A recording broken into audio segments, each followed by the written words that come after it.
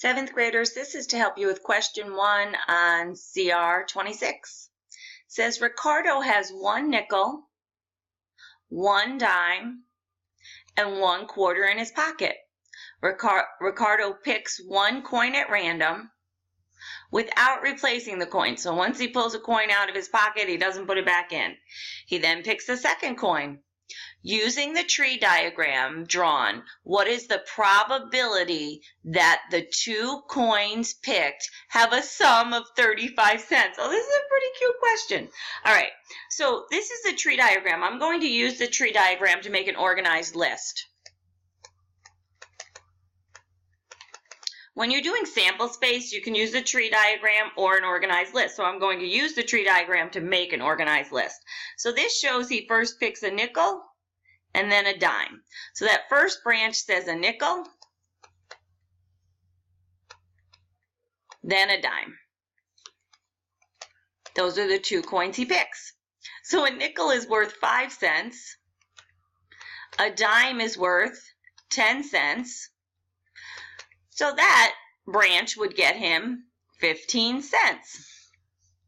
Let's look here. So now you have to go along this branch again. That's a nickel and then a quarter. So that next one is a nickel, then a quarter.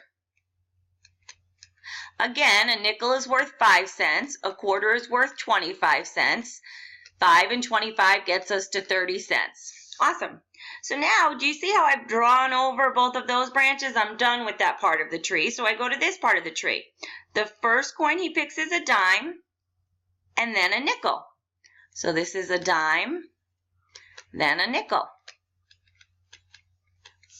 A dime is worth 10 cents. A nickel is worth 5 cents. That branch would get him to 15 cents. Now we go along this. Dime, then quarter. So that's a dime, then a quarter. A dime is worth 10 cents. A quarter is worth 25 cents. That gets us up to 35 cents. All right, well, at least we have a sum of 35 finally. Sum means to add. It's the answer for addition. I probably should have said that. So we have to do this set of branches. So this would say he picks a quarter, then a nickel. Quarter, then a nickel. Quarter is 25 cents. A nickel is 5 cents. That gets us up to 30 cents. Now here we go. Quarter, then a dime. He could pick a quarter first, then a dime.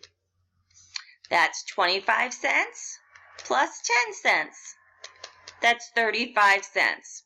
Okay, and now I have to tell you, now that all my branches are written out, I can do the probability. So this is the part who has a sum of 35 cents over the total possibilities.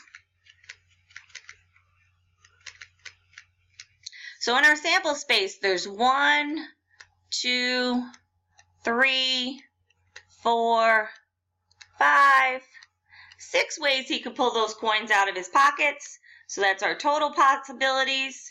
How many of those ways result in a sum of 35 cents? 1, 2. So there's only 2 times that it will result in a sum of 35 cents.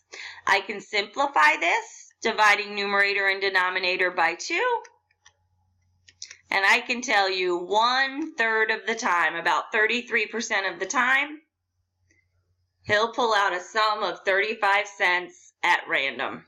I hope that helps.